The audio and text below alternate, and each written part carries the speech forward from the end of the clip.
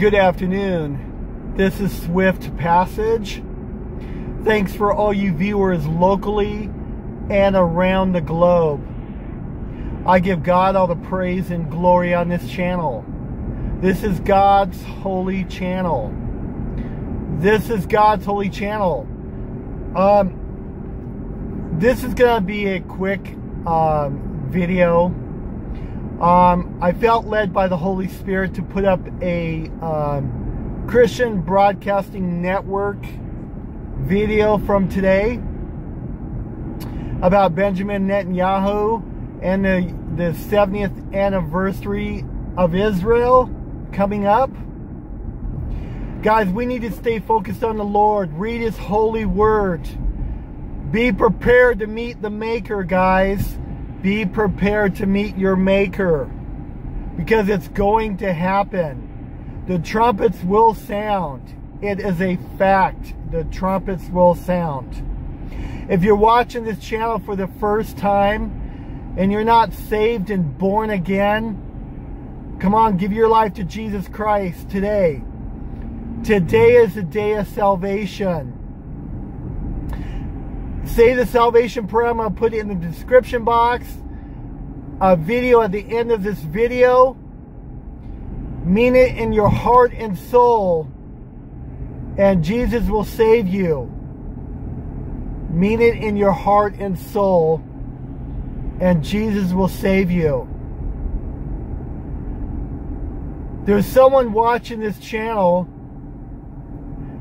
that's sobbing and crying, that wants to come to the Lord.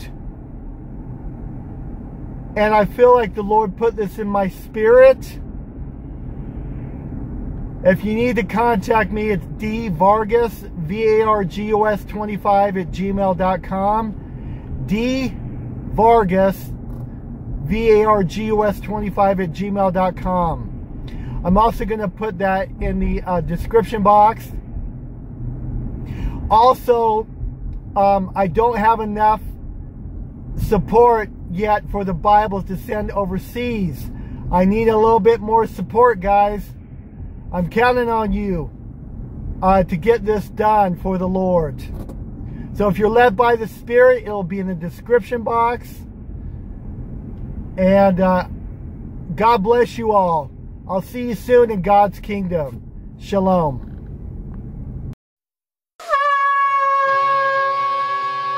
This week on Jerusalem Dateline, police recommend indicting the Israeli Prime Minister. Will he be forced to step down?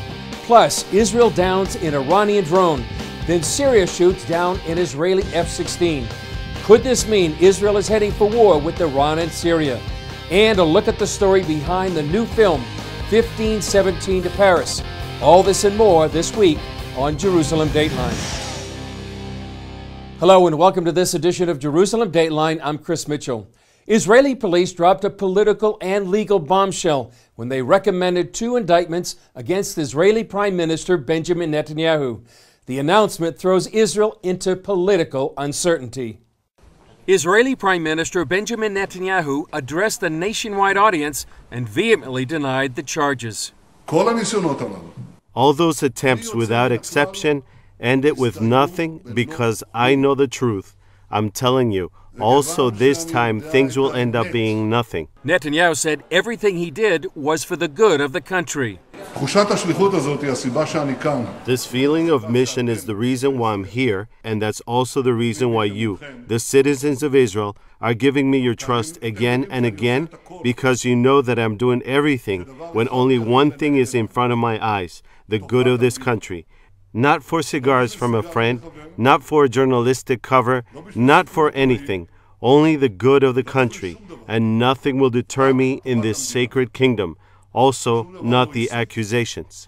The police recommended that Netanyahu be indicted for bribery and breach of trust in 2 separate cases, known as Case 1000 and Case 2000. Case 1000 contends Netanyahu received hundreds of thousands of dollars worth of gifts from 2 close friends in exchange for advocating legislation that would benefit those friends. Case 2000 asserts Netanyahu made a deal with a major Israeli publisher for favorable coverage that would weaken a rival publication. The recommendations now go to Israel's Attorney General Avichai Mandelblit. He decides whether or not to indict Netanyahu or dismiss the charges. His decision could take months. In the meantime, his political rivals are calling for Netanyahu to resign. But even if he's indicted, he is under no legal obligation to step down. Now, with the possible war with Iran looming on the horizon, a volatile Middle East, and improved relations with the White House, Israel's longest-serving prime minister is entering the battle of his political and legal life. Israel and Iran took a step back after the most significant conflict with Syria and Iran in years. But the incident represented a dramatic escalation with Iran and Syria and sparked talks of war in the Middle East. The incident began when Iran sent an unmanned aerial vehicle, or UAV, into Israeli airspace that an Israeli spokesman called a severe violation of Israeli sovereignty. Israel destroyed the drone and then countered with an airstrike on the command center that launched the UAV. During Israel's attack, Syria launched at least 20 anti-aircraft missiles and downed an F-16. It marked the first time in more than 30 years an Israeli plane was shot down by enemy fire. The pilot suffered serious wounds and was airlifted to a hospital. Israel then launched a second large-scale attack. It struck 12 targets inside Syria, including 4 Iranian installations. Israeli Prime Minister Benjamin Netanyahu emphasized his warnings about Iran. Iran seeks to use Syrian territory to attack Israel for its professed goal of destroying Israel. Our warnings were 100% correct. Israel holds Iran and its Syrian host responsible for today's aggression. We will continue to do whatever is necessary to protect our sovereignty and our security. After the incident, the U.S. State Department said Iran's ambition to project its power and dominance places all of the people in the region at risk. And the U.S. Defense Department said Israel is our closest security partner in the region, and we fully support Israel's inherent right to defend itself. In Tehran, Iran downplayed its involvement, while hundreds of thousands of Iranians celebrated the 39th anniversary of the Iranian Revolution. They shouted "Death to Israel" and "Death to America" and displayed a number of ballistic missiles. One Israeli expert said Iran is determined to build Syria into an Iranian military base, while Israel is determined to stop it. Former IDF intelligence officer Marco Moreno told CBN News Iran is advancing its goal to dominate the region and threaten Israel. Lebanon is their own Lebanon. Iraq, it's on its way. Syria, not yet, but it will happen. It's a strategic decision that the Iranians took to open a front with us in the Golan Heights. I think 2018 will be very important for us to deal with this problem. President Trump's decision to declare Jerusalem as Israel's capital has sent shockwaves through the Israeli-Palestinian peace process. The Palestinians have stopped talking to the U.S., and questions surround their longtime leader, Mahmoud Abbas. So what does that mean to the pursuit of a Palestinian state? Take a look. Palestinian Authority President Mahmoud Abbas is 82. He's currently in his 13th year as president, a role that was intended to last only 4. Whether by elections or retirement, his reign will eventually end. That brings up a major question. What will happen to the PA when Abbas is no longer in office? Many things, that the whole thing will actually collapse. Because the Palestinian idea is actually a house made of cards. And Arabic expert Dr. Mordecai Kadar believes that could happen within 2 weeks of an Abbas departure. Why? He says it's because the Palestinian plan is based on pipe dreams. That Jerusalem will be theirs, that their refugees will come back, that Israel will allow it, that they will have a full state, although it can turn into a terror state as happened in Gaza, that the whole world will support them, and these are all dreams. According to Kadar, President Trump tore down 2 parts of their foundation. Trump actually took 2 very important cards, pulled out from this building, the Jerusalem card and the refugees, by not sponsoring UNRWA anymore, or partially. The U.S. Congress may pull out another card. legislation called the Taylor Force Act could potentially stop hundreds of millions of taxpayer dollars going to the PA. That's because the PA rewards convicted terrorists who murder and attack Israelis. Even if the Palestinian Authority were to remain intact, there are other roadblocks to peace. The discord between Abbas's Fatah faction and Hamas, which rules Gaza, continues. Then there's the stated goal of the Palestinian National Movement. They actually show it on this scarf which they carry in demonstrations and everywhere. And this is by the PLO, as you can see, because this is the PLO flag. On one side they show Al-Quds Lana, means Jerusalem is ours. Although Jerusalem was never any capital of any Arab or Islamic country. On the other side, it's Palestine. Palestine.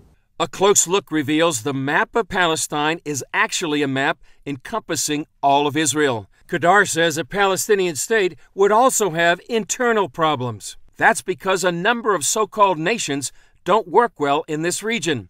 The Middle East is really a series of tribes, clans, and different religious factions. So is it possible to have peace? The only solution, therefore, is to emulate the Emirate solution, because the only countries in the Arab world which are successful are the Emirates in the Gulf. Why? Because every Emirate is one single tribe. So what advice would Kadar offer President Trump and his peace team? I would try to convince President Trump and his crew to learn about the Middle East. Because if you don't know about the culture of the Middle East, the chance that you miss is 100%. Coming up, Israel at 70. A look at how it's becoming a light unto the nations. In just a few weeks, Israel will celebrate its 70th anniversary. Here's a look back at where the infant state of Israel was in 1948, where it is today, and how it's fulfilling ancient prophecies. On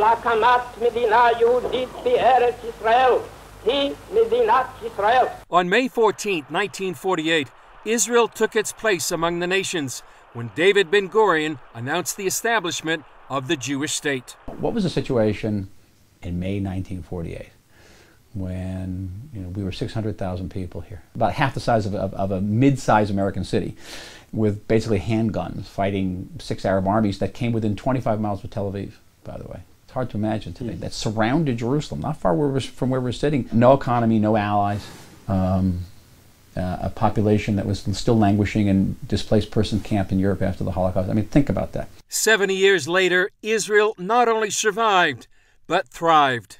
Our economy has one of the highest growth rates in the world. We have one of the most powerful armies in the world leader in technology. Israel is regularly listed one of the 7th or 8th most powerful countries in the world. In a historical perspective, I think that Israel's situation is nothing less short of miraculous. Israel's continuing miracle is not only that it's thrived, but now helps nations in need. Because we're a light unto the nations. That's the great fulfillment of that great prophecy. And in fact, that's what Israel is doing. It's doing it in places like Haiti or in the Philippines or in Mexico.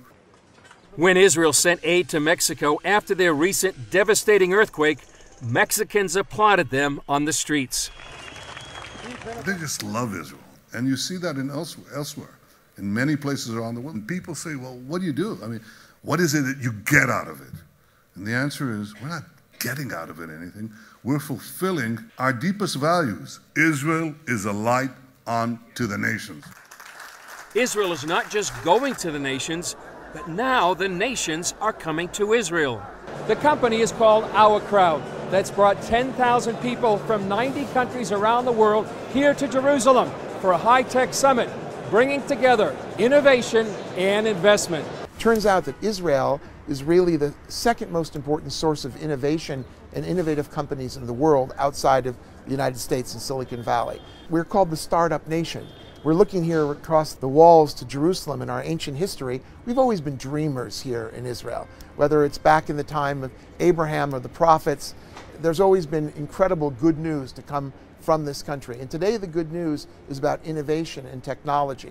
And 70 years on, Israel is protecting the birthplace of the good news and more. What is today the entrance of the old city. But that's actually King Herod's palace. We believe very much that this was the place of the trial of Jesus, according to what we learn from the New Testament. Shahar Shiloh serves as a consultant for the Tower of David Museum in Jerusalem. He says Israel, since its founding, has preserved the historical and biblical sites, dug into its ancient past, and opened its door to people of all faiths. He says it's a mission. Tourism is much more than just making money. Tourism is making friends. Tourism is making advocacy. Tourism is making your partnership around the world a lot safer. Our, mutual basis grows stronger with every tourist being in Israel, living back home, and talking about Israel wherever he lives. This is something that we cannot achieve without tourism. Shiloh says a visit to Israel for Christians should be a personal mission. We're always saying, before coming to Israel, you read the Bible, you see it in black and white. Once visited Israel, in every chapter, every story, every time you read about Paul, Peter, or Jesus, or St. Mary, it's all vivid and vibe. And everything becomes in full color, full HD, 4K. Something happens in your soul, and you're never, we say you'll never be the same again. This is my message to our brothers and sisters from the Christian world. Visiting Israel is a part of your soul and your heritage, not mine only, yours as well. And if you wish to understand yourself better and the Bible better, and your friends, and the next time you go to church, you need to be here. It's a mission for life. Whether helping the world through humanitarian outreach, bringing innovation to global investors, or being the responsible stewards of history, these are simply a fulfillment of Israel's mission to the world. Tikkun Olam, the Jewish principle of repairing the world. And as the Hebrew prophet Isaiah wrote nearly 2,700 years ago, to be a light to the nations.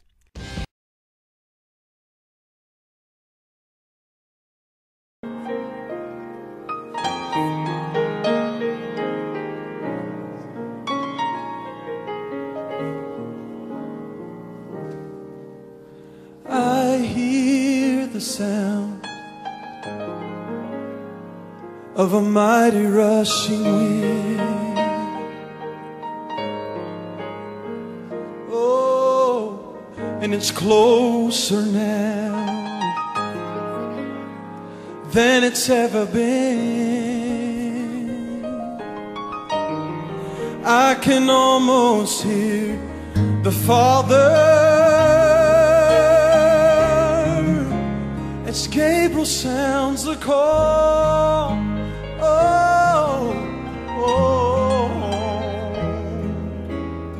And at the midnight cry, we'll be going home.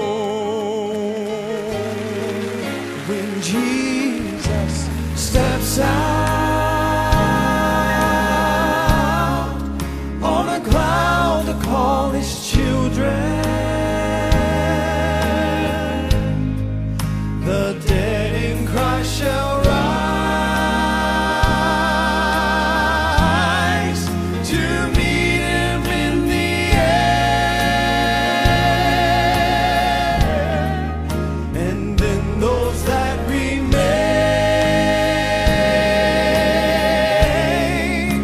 shall be quickly changed.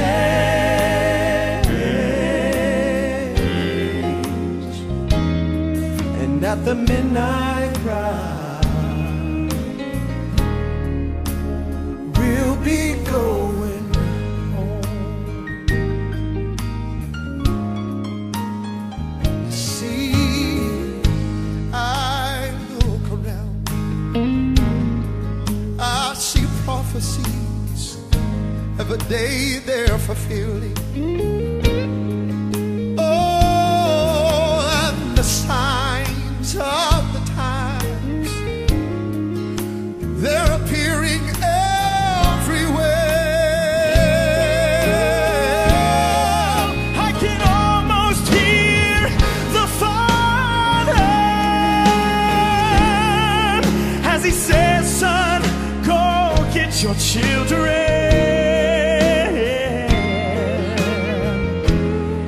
And at the midnight